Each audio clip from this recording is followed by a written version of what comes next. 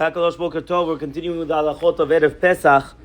We have that it's permitted to cut your nails on Erev Pesach even after Chatzot, and you're also allowed to iron your clothing after Chatzot, and you're allowed to also polish your shoes in order to do it for Lichvod Yom Tov. There's no problem whatsoever. You're allowed to write Sefarim Derech Limudo. You're allowed to write your Chidushet Torah. For example, you're learning, you're doing Chazarot, or you're doing something and you want to write Chidushet Torah, even if it's not for the necessity of the Moed, you're allowed to write it on Erev Pesach, and you're allowed to take pictures as well.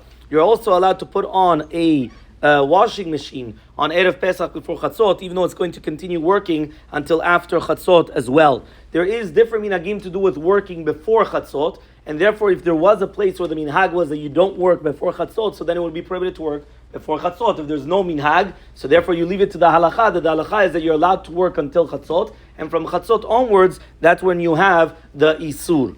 Okay, now when we're talking about when you're buying meat, you're not allowed to say that this meat is for Pesach. It's actually very important, brought down in Shulchan Aruch. You shouldn't say that this meat is for Pesach, because if not, it could be that you're actually making it or designating it for a Korban Pesach. So therefore, you should not actually say that. Now he says, but nevertheless, if it was that he did say it even on whether it's going to be the kid or this piece of meat, even if you said Zele Pesach, it does not make it asur b'diavad. But again, lechatchila, try not to do that.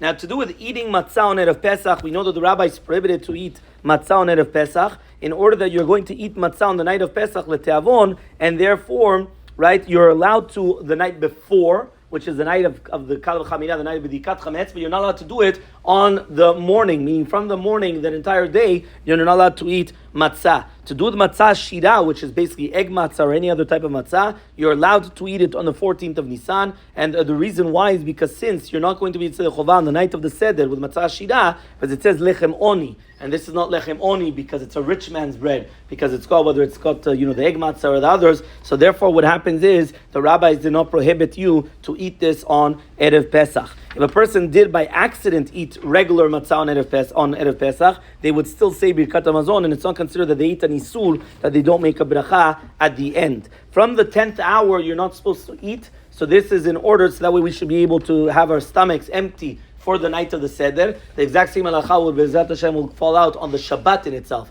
If you pay attention, remember that Friday night is the first Seder, the second Seder is Motzei Shabbat. So if the second Seder is going to be Motzei Shabbat, so therefore, Seudah Shlishit has to be done early in order, because you don't want to do Seudah Shlishit late, and then you're going to be coming and you're going to be eating, right, later on, mamash the second Seder. So therefore, it has to be earlier. So the same thing applies to Erev Yom Tov, the same exact halakha, that you should do it early in order that you don't have a problem that you're not going to be eating, right, and you're going to have your stomach full, right, as well. Some people have a minhag not to eat the maror Erev Pesach in order to eat the maror b'teavon also, but we don't have that minhag, and some people also don't have the minhag of not eating eggs for the same reason. But again, because we know that the egg was zechel korban chagiga, but he says it's not our minhag as well, and you're allowed to actually do this, even you're allowed to allow it even without any atarat nedarim or anything, you're allowed to do that. To do it ta'anit bechorot, it's going to come out on Erev Pesach, whether it's a bechor from the father or the mother, zechel anes, to remember the miracle that HaKadosh Baruch Hu came and he saved all the bechors in Mitzrayim.